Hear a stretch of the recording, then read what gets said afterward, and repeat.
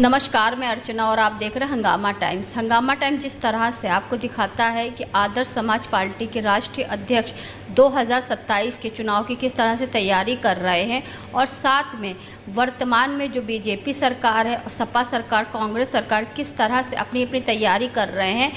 एक जनसभा हुई मुरादाबाद में, जहां पर सीएम योगी आदित्यनाथ ने सीधा निशाना साधा सपा पर।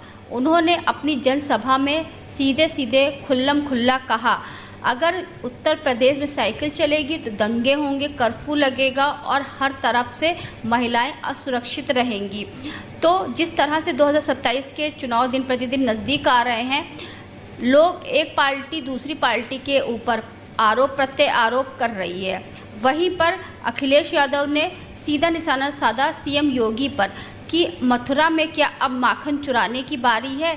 जिस तरह से अयोध्या में चढ़ावा चोरी को लेकर के कई खबरें आ रही हैं, राम चढ़ावा चोरी को लेकर कई खबरें आ रही हैं, उसी को लेकर के अखिलेश यादव ने भी निशाना साधा सीएम योगी पर। लेकिन सबसे बड़ा मुद्दा है देश का विकास।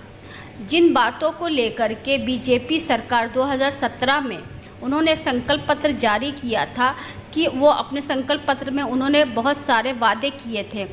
उत्तर प्रदेश नंबर 1 उत्तम प्रदेश बनेगा, उत्तर प्रदेश को उत्तम प्रदेश बनाने के लिए वादे किए गए थे, महिला सुरक्षा के लिए वादे करे गए थे, गड्ढा मुक्त सड़कें होंगी, हर तरफ महंगाई कम होगी। लेकिन महंगाई चरम सीमा पर है।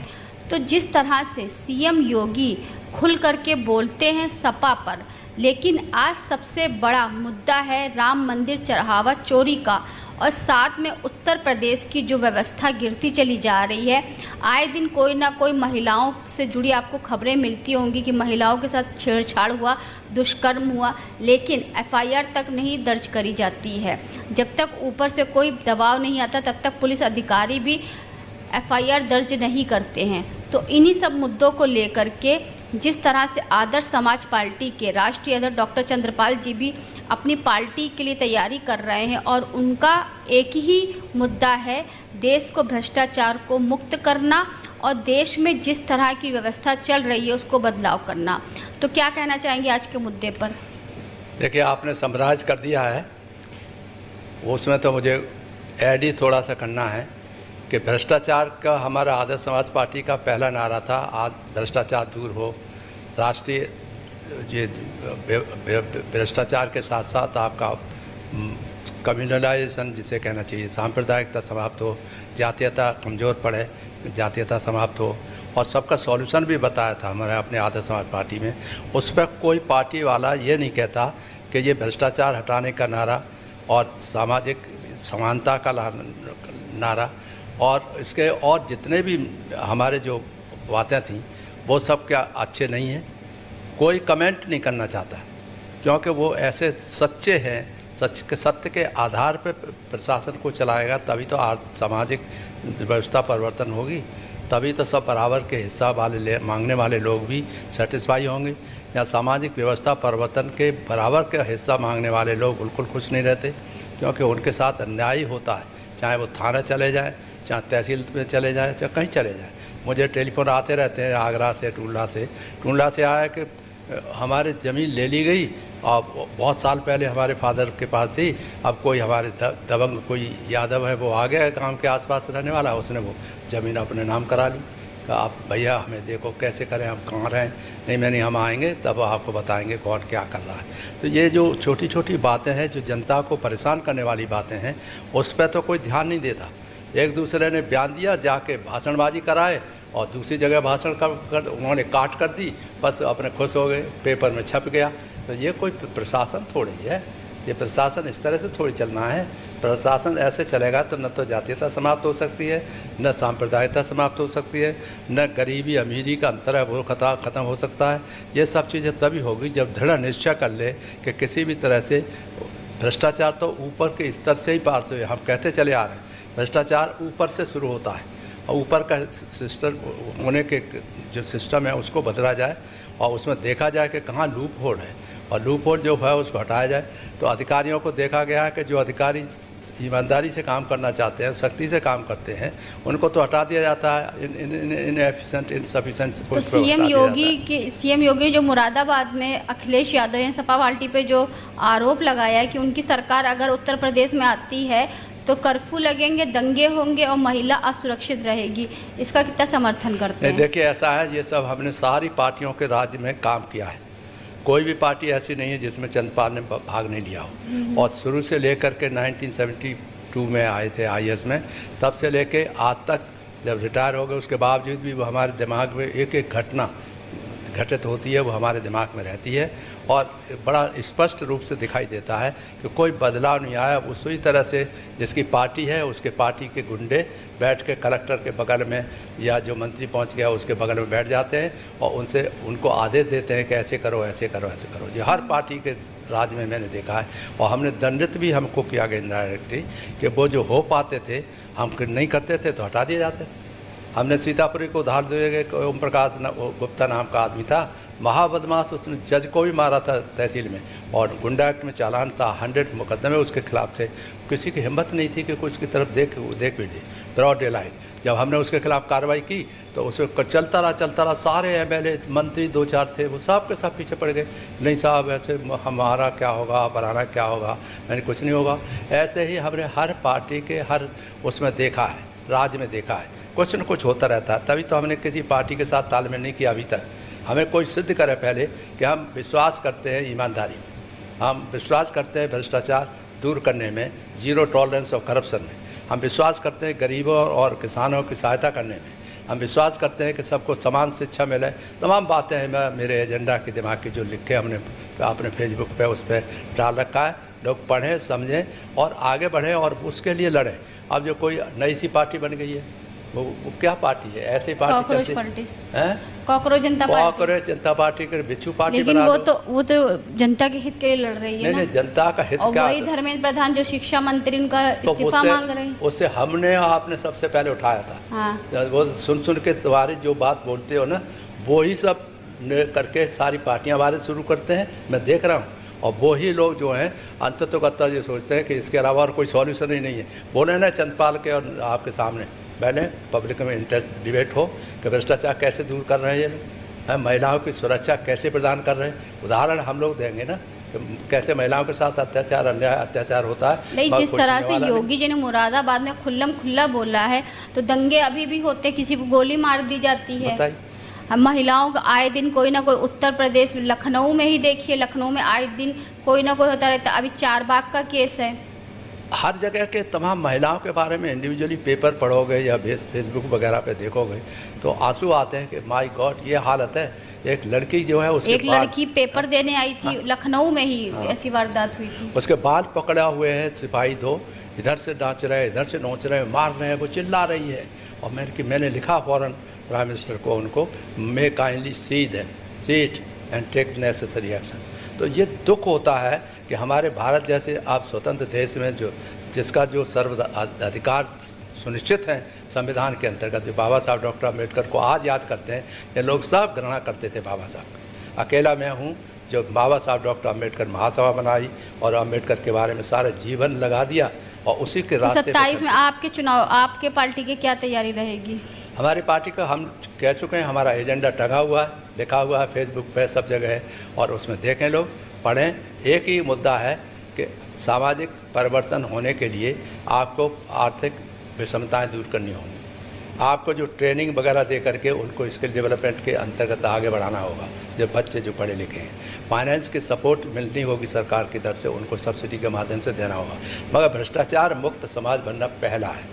ये सारी चीज़ों की फैसिलिटी का फ़ायदा तभी मिलेगा लोगों को जबकि भ्रष्टाचार मुक्त हो।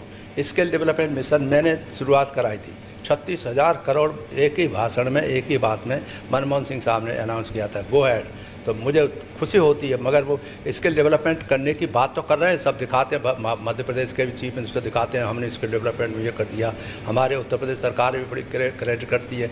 मगर मैं देख रहा हूँ कि हमारे जो घर की बात है, हमारे खुद के एक डॉक्टर अम्बेडकर विकास सेवा संस्थान बनाया, अपने पैसे से चला रहा है, उसके देखा स्किल डेवलपमेंट मिशन के लिए हमको चाहिए ट्रेन मशीनें खरीदी रखी हुई हैं, मगर एक भी कोई मशीन चलाने वाला वो ITI की मशीन चलाने वाला नहीं है। क्यों? प्राइवेट को दे दिया जाता सब, और जब प्राइवेट को दे दिया तो वो तो पैसा अच्छा देते हैं, तो ठीक है, बहुत अच्छी बात है, कोई दिक्कत नहीं है। मगर ये तो होना चाहिए कि उसको स्किल डेवलपमेंट गांव-गांव में फैल जाना चाहिए। मेरी मिसेज ने करीब 80,000 चरखे बांटे थे पूरे गाँव में जा जाके, इसीलिए वो हतोत्साहित है कि क्या आप लोग बात करते हो, कोई सुनता बनता तो है नहीं, कोई काम नहीं करता, जिसका नेता है पावर में उसी के सब चमचे वमचे सब वो काम कर लेते हैं, वही सब फायदा ले लेते हैं। तो ऐसे भ्रष्टाचार कैसे दूर होगा? माननीय मुख्यमंत्री जी, प्राइम मिनिस्टर से अनुरोध है जरा सुन लें, वो सुन चुके हैं सभा में। माननीय मुख्यमंत्री ने तो नहीं सुना होगा, प्राइम मिनिस्टर ने तो सुना है, प्लानिंग कमीशन में जब थे तब यहाँ के हर आदमी ने सुना है कि कैसे स्किल डेवलपमेंट चलेगा, कैसे मिशन होगा। हमने कहा स्किल डेवलपमेंट जब तक आप हर एक ज़िले में एक कोई इंडस्ट्री चुन करके उसको आगे नहीं बढ़ाएंगे और उसको अच्छी तरह से विकसित नहीं करेंगे, तो ऐसे तो एक वो ले लेते हैं। अब इन्होंने भी एक ले लिया, एक आइटम एक ज़िले का ले लो, ठीक है, बहुत अच्छी बात है, कम से कम नकल ही करो, करके दिखाओ। तो जब तक ये नहीं होगा तो कैसे काम चलेगा? और तो भ्रष्टाचार, अपराधीकरण, दूसरा मुद्दा हमारा अपराधीकरण है। तुमने लंबा बात छेड़ दी। अपराधीकरण क्या है? अपराधी जो है वो आगे बढ़ते हुए दिखाई देते हैं समाज में, हर जगह। चाहे प्रधान बनना हो तो अपराधी, रुपया उसके पास भरा पड़ा है वो दे देता है और प्रधान बन जाता है तो फिर लूटता है, गरीबों को परेशान करता है, उनकी ज़मीन हड़पने की कोशिश करता है, फिर वो पैसा लेके भागते हैं, उसको भ्रष्टाचार बढ़ाते हैं। तो ये अपराधीकरण गांव के स्तर से लेके ऊपर तक बुरी तरह से फैला हुआ, करोड़ों के नोट दिखाई देते हैं। कहाँ से आ रहे हैं, क्यों आ रहे हैं, कहाँ हैं, बंद है, अनिल अंबानी है, कोई नाम से ले रहा, सॉरी, देना चाहिए। ऐसे चोरों को जब तक नाम से एक्सपोज नहीं किया जाएगा तब तक देश आगे नहीं बढ़ सकता, इसीलिए एक्सपोज करना मुझे ज़रूरी है। और इसीलिए हमने कहा कि राजनीतिक अपराधीकरण बंद होना चाहिए। जहाँ सपा साफ सुथरी नहीं है, वहाँ बसपा भी साफ सुथरी नहीं है, वहाँ बीजेपी वाले भी साफ सुथरे नहीं है, सब एक दूसरे को आरोप लगाते हैं। कीचड़ में सभी लोग नहा रहे हैं, लेकिन सभी लोग अपने आप को गंगा जल का दूल्हा समझ रहे हैं। नहीं, वही तो मैं बता रहा है कि जब तक राजनीतिक अपराधीकरण, भ्रष्टाचार और जिससे सांप्रदायिकता ये नहीं खत्म होता, अब धर्म को जात से आधार। अभी देखिए, जब सपा सरकार में कुछ बांग्लादेशी उत्तर प्रदेश में आए थे तो यही बीजेपी सरकार से सही बांग्लादेशी को बाहर भगा रहे थे। अब उन्हीं बांग्लादेशियों को 25,000 बांग्लादेशियों को यहाँ उत्तर प्रदेश की नागरिकता, भारत की नागरिकता दे दी गई है, नहीं तो जमीन दे दी गई है। ये तो डबल स्पीक हुई, तो यानी कि अपना वोट बैंक बनाने की। नहीं, डबल स्पीक हुई। वेस्ट बंगाल में थे तब कह रहे कि माननीय होम मिनिस्टर साहब जाते थे वहाँ पर, तो उन्होंने कहा तो जो बंगाली वहाँ से आए वाले लोगों को यहाँ से एक को चुन के निकाल दिया जाएगा। अब यहाँ पर उत्तर प्रदेश में जब हुआ है तो कहना चाहिए उत्तर प्रदेश में भी तो कहा गया था बांग्लादेशियों को भगाया जाएगा यहाँ पे, लेकिन बांग्लादेशियों को नागरिकता दे दी गई है। तो उल्टा है, मतलब यानी कि उनको एक तरह से उन्होंने अपना वोट बैंक बना लिया है। वोट बैंक बना लिया कि ये नागरिक है, वो तो हमारा काम चल जाएगा। मैं एक नहीं कर, आप छोटे लोगों से बात करिए। आज ही मैं बता रहा हूँ, ज़मीन बिल्कुल बेचारे के बाप मर गया, सब कुछ हो गया, छोटी सी ज़मीन मिली होगी उसे कहीं उसमें न्याय पंचायत वगैरह से, उसको छीने ले रहे लोग और रो रहे भैया, लड़की की भी शादी नहीं कर पाया बेचारा, तो लड़की कह रही है भैया हमें बचा लीजिए, किसी तरह से निकाम से भगा देंगे, ये करेंगे। मैंने चिंता मत करो, हम आएंगे 2-1 दिन बाद। टूंडला के पास गाँव है, मैंने तहसील मेरी बनवाई हुई, मैं तहसील में जाना तो मैं एसडीएम से कहना है कि साहब के यहाँ से आए हैं, गाँव से आए हैं, सब चीज़ मेरे पूरा गाँव के आसपास के जितना विकास है सब मैंने किया है, मगर उसको भी सुरक्षित नहीं रखता, उसको भी गरीबों तक पहुँचाने नहीं देता। तो देश की जनता से क्या अपील करना चाहेंगे आप? देश की अपील करना चाहेंगे, नंबर 1 कि हर आदमी, हर नवेबे को ये सोच ले कि मुझे भ्रष्ट आचरण नहीं करना है, भ्रष्टाचार के विरुद्ध मुझे आवाज़ उठानी। भ्रष्ट पार्टी को नहीं चुनना, और भ्रष्ट पार्टी को बिल्कुल नहीं चुनना, हर हालत में नहीं चुनना, किसी भी नज़दीक नहीं आने देना है। अगर आप नहीं करोगे, चुपचाप बैठे रहोगे, तो बस चंद्रपाल जैसे चिल्लाते रहिए, आप पूछते रहिए, कोई पूछने वाला तो है नहीं। हमारी कोई राजनीति का, हमने 83 कितने साल हो गए, 83 ईयर्स हो गए IAS IPS की नौकरी करते हुए, और यही देखते हुए हो गए कि भ्रष्टाचार, कोई सुनने वाला नहीं। आपको उल्टा भ्रष्टाचारी सिद्ध करने की कोशिश करते हैं, क्योंकि वो सब एक हो जाते हैं, क्योंकि सब भ्रष्टाचारी, उन्होंने ये कहाँ से आ गए भाई। तो वो जो तमाशा हो रहा है उसको बंद करना चाहिए। प्रधानमंत्री और चीफ मिनिस्टर जो हैं उनको देखना चाहिए कि कैसे हम इसको सुधारें। किसानों की समस्या तो नहीं सुलझ पा रही। किसानों की समस्या जब खड़ी हुई थी तो हमने पूर्व आग्रह किया था प्रधानमंत्री से और बाकायदा पेपर पर लिख कर के किया था कि हम MD एग्रो रह चुके हैं, तमाम जगहों पर रहे हैं, तो इसको सुधारने के लिए ये जो आप किसान के ले रहे हैं वो गलत है, इससे क्योस हो जाएगा देश में। और वास्तव में वो क्योस ही हुआ।